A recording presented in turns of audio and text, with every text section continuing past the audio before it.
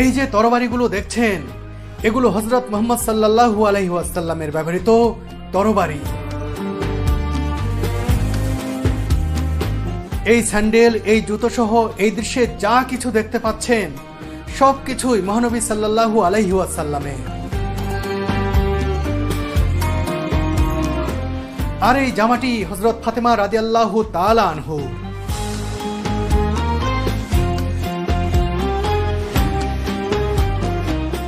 এখানেই শেষ নয়, পবিত্র কোরআন অবতীর্ণ হওয়ার সময় সূরাগুলো যেসব টুকরো কাগজে লিখে রাখা হতো সেগুলো সংরক্ষণ করা হচ্ছে এই তোপকাপি প্রাসাদ জাদুঘরে।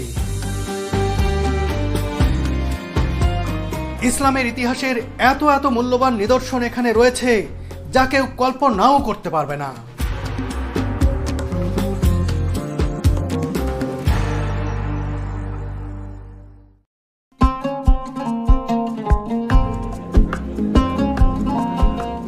ইস্তাম্বুলের এই তোপকাপি প্রাসাদ শুধুমাত্র অটোমানদের সাম্রাজ্য বিস্তারের কেন্দ্র হিসেবেই নয়, এটি আধুনিক বিশ্বের অন্যতম সমৃদ্ধ একটি জাদুঘর হিসেবেও সমধিক পরিচিত।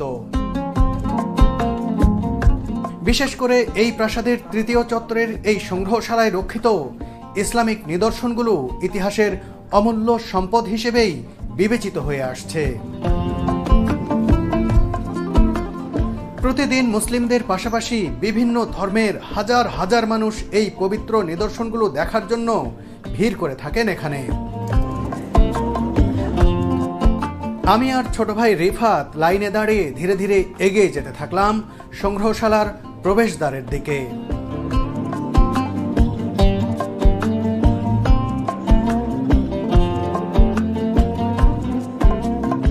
প্রবেশের পরই শুরুতেই দেখতে পেলাম কাবা ঘরের তালাচাবি ও পাউস। দীর্ঘকাল মক্কা মদিনা সহ বিস্তর অঞ্চল অটোমানরা শাসন করতেন বিধায় কাবা শরীফের দেখভালের দায়িত্বও ছিল তাঁদেরই। এ কারণে কাবার অনেক নিদর্শন রয়ে যায় অটোমানদের সংগ্রহে। এগুলো কাবা ঘরের পুরাতন চাবি যা বিভিন্ন সময়ে বদল করেছে অটোমান সুলতানরা।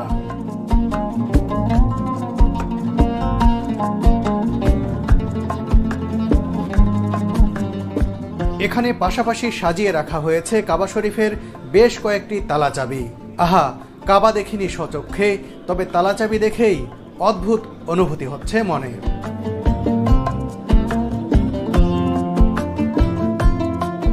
এটি কাবার ভেতরের তওবার দরজার একটি পাল্লা।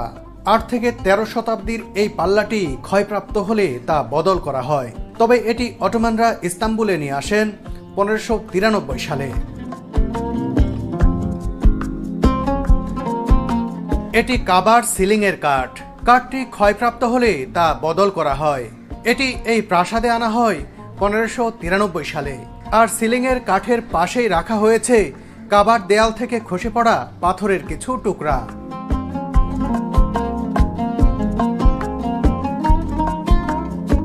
এই হাত পাখাগুলো সাধারণ কিছু নয়, এগুলো বানানো হয়েছে মহানবী সাল্লাল্লাহু আলাইহি ওয়াসাল্লামের কবর তথা রওজা মোবারকের পাশের খেজুর গাছের পাতা ও ডাল দিয়ে।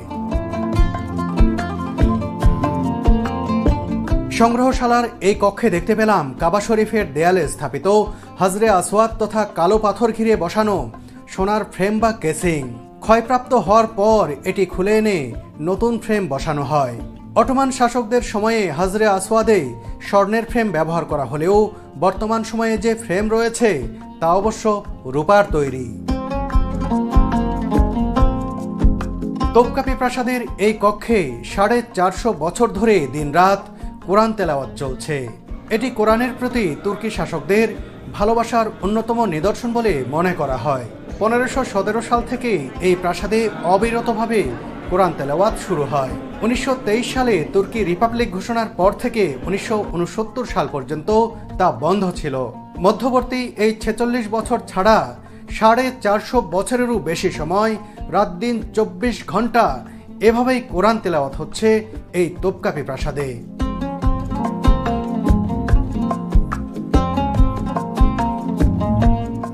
প্রথম কক্ষ ঘুরে দ্বিতীয় কক্ষে প্রবেশের পরই এমন একটি নিদর্শন দেখলাম, চোখ ছানা বড়া হয়ে গেল। এটি হযরত মুসা আলাইহিস সালামের সেই লাঠি ছোটবেলা থেকেই কতবার শুনেছি এই লাঠির অলৌকিক ক্ষমতার কথা। হযরত মুসা আলাইহিস সালামের লাঠি স্বচক্ষে দেখতে পাচ্ছি। দেখুন, এতদিন শুনেছি, আজকে নিজের চোখে দেখে নিজের চোখই যেন ধন্য হলো। এটাই সেই হযরত মুসা আলাইহিস সালামের লাঠি। সূরা তহার 19 থেকে 21 নম্বর আয়াতে বর্ণিত হয়েছে এই লাঠির ঘটনাটি। আল্লাহ বলেন, হে মুসা, তোমার ডান হাতে ওটা কি? মুসা বললেন, এটা আমার লাঠি। আমি এর উপরে ভর দেই এবং এর দ্বারা মেষ চড়াই ও তাদের জন্য গাছের পাতা ঝেড়ে নামাই। এছাড়া এর দ্বারা আমার অন্যান্য কাজও চলে। আল্লাহ বললেন, তুমি ওটা মাটিতে ফেলে দাও। অতঃপর তিনি ওটা মাটিতে ফেলে দিতেই তা সাপ হয়ে ছোটাছুটি করতে থাকলো। এতে মুসা আলাইহিস সালাম ভয় পেয়ে গেলেন। আল্লাহ বললেন, তুমি ওটাকে ধরো, ভয় করো না, আমি এক্ষুনি ওকে পূর্বাবস্থায় ফিরিয়ে দেব। মুসা আলাইহিস সালাম সাপটি ধরতেই তা পুনরায় লাঠি হয়ে যায়। সেই লাঠি এই চোখে দেখব কখনো কি ভেবেছি ক্ষুদ্র এই আমি?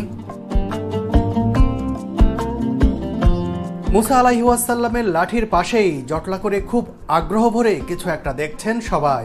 কাছে গিয়ে দেখলাম আর কারো নয়, স্বয়ং মহানবী সাল্লাল্লাহু আলাইহি ওয়াসাল্লামের পায়ের ছাপ রাখা হয়েছে এখানে।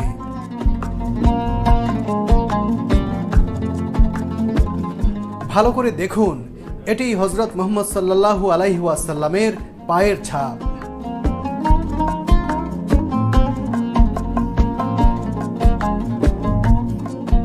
পাথরের পাশাপাশি দুটি ধাতব পাতের উপরও খোদাই করা রয়েছে নবীজির পায়ের ছাপ। এখানে হস্তাকৃতির সোনার খোলসে হযরত ইয়াহইয়া আলাইহিস সালামের বাহুর হাড় ও পাশের আরো দুটি পাত্রে তার মাথার খুলির হাড় সংরক্ষণ করা হচ্ছে। খ্রিস্টপূর্ব প্রথম শতকের এই নিদর্শন দেখে হতবাক হতেই হয়। এটি হযরত দাউদ আলাইহিস সালামের তরবারি। এই তরবারির উপরে আরবি ভাষায় হযরত দাউদ, সুলাইমান, মুসা, হারুন, জাকারিয়া, ইউনুস, ঈসা এবং হযরত মুহাম্মদ সাল্লাল্লাহু আলাইহি ওয়াসাল্লামের নাম খোদাই করা আছে। এ কারণে এটিকে নবীদের তরবারিও বলা হয়ে থাকে।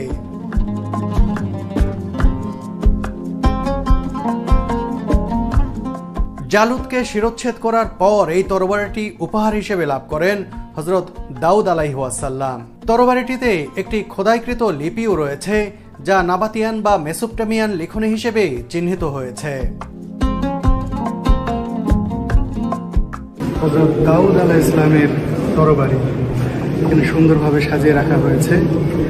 তার তরবারি দেখো, এটাও কল্পনার অতীত।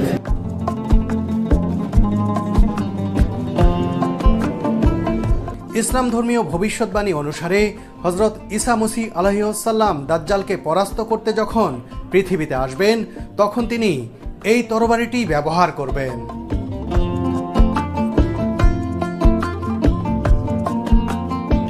এটি হযরত ইব্রাহিম আলাইহিস সালামের পাথরের পাত্র।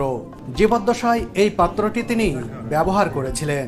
পাত্রের পাশে রাখা কাপড়ের এই টুকরোগুলো হযরত ইউনুস আলাইহিস সালাম সহ বিভিন্ন নবীর কবরের উপরের কাভারের অংশ।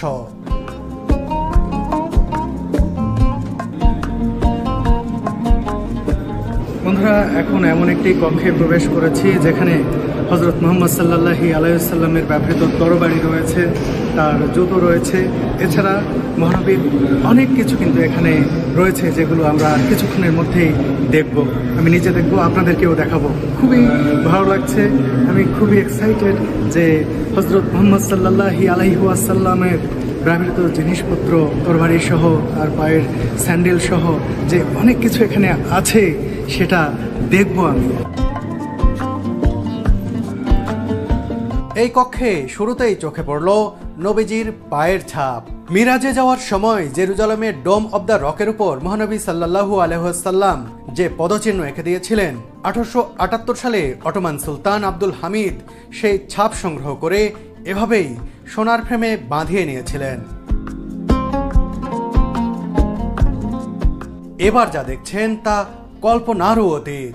এটি মহানবী সাল্লাল্লাহু আলাইহি ওয়াসাল্লামের স্বহস্তে লিখিত চিঠি। সেই সময়ে ইসলামের দাওয়াত দিয়ে আহসা তথা বাহরাইনের শাসক মুনজির বিন সাওয়া আল তামিমির কাছে এই চিঠি পাঠিয়েছিলেন তিনি। 7ম শতকের এই চিঠিতে লেখা রয়েছে, আল্লাহর নামে শুরু করছি যিনি পরম করুণাময়। আল্লাহর নবী মুহাম্মদ সাল্লাল্লাহু আলাইহি ওয়াসাল্লাম লিখছি, মুনজির বিন সাওয়া, আপনার উপর শান্তি বর্ষিত হোক। আমি মহান আল্লাহর প্রশংসা করছি যিনি এক এবং তিনি ছাড়া আর কেউ উপাসনাযোগ্য নয়। আমি প্রমাণ দিচ্ছি যে আল্লাহ ছাড়া কোনো মাবুদ নেই এবং মুহাম্মদ সাল্লাল্লাহু আলাইহি ওয়াসাল্লাম আল্লাহর বান্দা ও তার নবী। তারপর আমি আপনাকে আল্লাহর কথা স্মরণ করিয়ে দিচ্ছি, যে উপদেশ গ্রহণ করে সে তার নিজের ভালোর জন্যই করে। যিনি আমার বার্তাবাহকদের অনুসরণ করেছেন এবং তাদের নির্দেশনা অনুযায়ী কাজ করেছেন, তিনি আসলে আমাকেই অনুসরণ করেছিলেন এবং আমার পরামর্শ গ্রহণ করেছিলেন। আমার বার্তাবাহকেরা আপনার আচরণের অত্যন্ত প্রশংসা করেছেন। আপনাকে আপনার রাজকার্য চালিয়ে যেতে হবে এবং আল্লাহ ও তার নবীর প্রতি বিশ্বস্ত থাকতে হবে। বাহরাইনের জনগণের ব্যাপারে আপনার সুপারিশ আমি গ্রহণ করছি। আমি অপরাধীদের অপরাধ ক্ষমা করি। অতএব বাহরাইনের জনগণ যারা তাদের ইহুদি বা মাজুসি ধর্ম চালিয়ে যেতে চায়, তাদের জিজিয়া বা রাজকর দিতে হবে। চিঠিতে মহানবী সাল্লাল্লাহু আলাইহি ওয়াসাল্লামের সিলমোহর এখনো স্পষ্ট রয়েছে।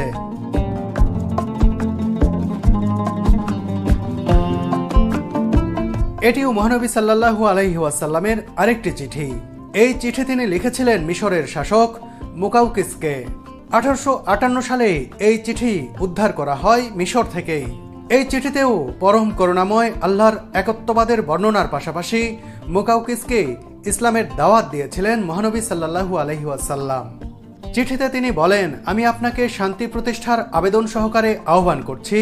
শান্তি প্রতিষ্ঠা করুন, এতে আপনার শান্তি হবে।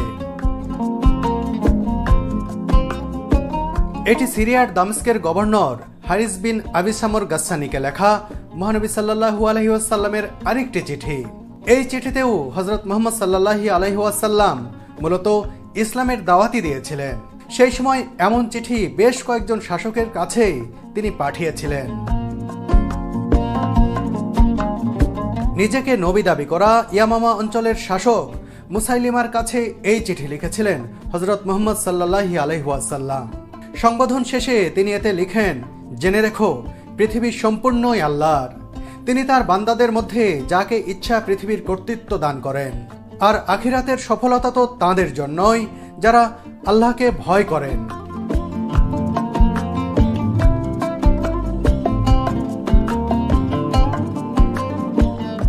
এখানে প্রদর্শনের আগে সোনার তৈরি এই বক্সে মহানবী সাল্লাল্লাহু আলাইহি ওয়াসাল্লামের এই চিঠিগুলো সংরক্ষণ করেছিলেন অটোমান শাসকরা। বন্ধুরা, বিভিন্ন সময় হযরত মুহাম্মদ সাল্লাল্লাহু আলাইহি ওয়াসাল্লাম যে চিঠি লিখেছিলেন বিভিন্ন জনের কাছে, তারই কিছু একেবারে অরিজিনাল কপি এখানে রয়েছে। মানে অরিজিনাল যে চিঠি সেটিই রয়েছে এখানে, সেটি দেখার সৌভাগ্য আমার হলো। আরেকটি বিষয়, বিভিন্ন সময়ে যে বিভিন্ন সূরা অবতীর্ণ হয়েছিল, সেই সূরা যে সাথে সাথে লিখে রাখা হতো, সেটি কিন্তু এখানে খণ্ডাংশ হিসাবে প্রত্যেকটি সূরার বিভিন্ন খণ্ড এখানে রয়েছে, যেগুলো একেবারে অরিজিনাল সেই সময়ে যখন সূরা অবতীর্ণ হয়েছিল সেই সময়ে লেখা হয়েছিল। 609 খ্রিস্টাব্দ থেকে 632 খ্রিস্টাব্দ পর্যন্ত রাসূল মুহাম্মদ সাল্লাল্লাহু আলাইহি ওয়াসাল্লামের উপর ধীরে ধীরে স্বয়ং আল্লাহর কাছ থেকে পবিত্র বাণী অবতীর্ণ হয়, যা একত্রে আল কুরআন নামে পরিচিত। প্রতিটি সূরা কিংবা আয়াত নাজিলের সাথে সাথেই হযরত মুহাম্মদ সাল্লাল্লাহু আলাইহি ওয়াসাল্লামের সঙ্গীরা তা মুখস্থ করে ফেলতেন। অনেকে বিচ্ছিন্নভাবে তা লিখেও রাখতেন। এখানে দেখতে পাচ্ছেন কোরআনের সূরাগুলো অবতীর্ণ হওয়ার সময়ে লিখিত কাগজের খণ্ডগুলো। দেখুন, সূরা আল কাদর অবতীর্ণ হওয়ার পর এই কাগজ সদৃশ বস্তুর উপর লিখে রাখা হয়েছিল। আর এতে লেখা রয়েছে সূরা আল মাসাদ। আর এই টুকরোতে দেখুন লেখা রয়েছে সূরা আল তাকাতুর।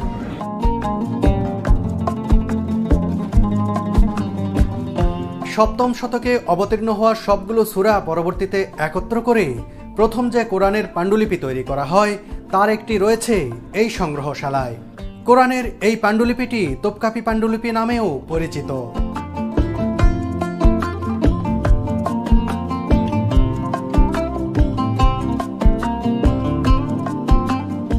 এবার এসে পড়েছি সেই জায়গাটিতে যেখানে রাখা হয়েছে মহানবী হযরত মুহাম্মদ সাল্লাল্লাহু আলাইহি ওয়াসাল্লামের ব্যবহৃত জুতো, তরবারি সহ অনেক কিছু।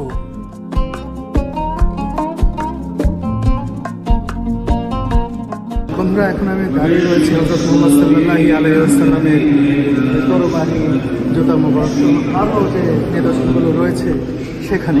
শুরুতেই দেখুন, এটি মহানবী সাল্লাল্লাহু আলাইহি ওয়াসাল্লামের ব্যবহৃত চামড়ার তৈরি স্যান্ডেল মোবারক।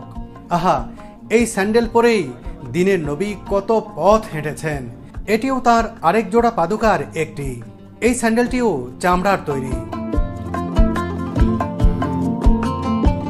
এই তরবারিগুলোই ব্যবহার করতেন মহানবী হযরত মুহাম্মদ সাল্লাল্লাহু আলাইহি ওয়াসাল্লাম। জীবনে একাধিক যুদ্ধে তিনি অংশগ্রহণ করেছেন এবং সত্য ও সুন্দরের পক্ষে বরাবর তার বীরত্ব প্রকাশ পেয়েছে। তার বীরত্বের অন্যতম নিদর্শন তার ব্যবহৃত এই তরবারিগুলো। তার জীবদ্দশায় 9টির মতো তরবারি ব্যবহার করলেও এখানে সংরক্ষণ করা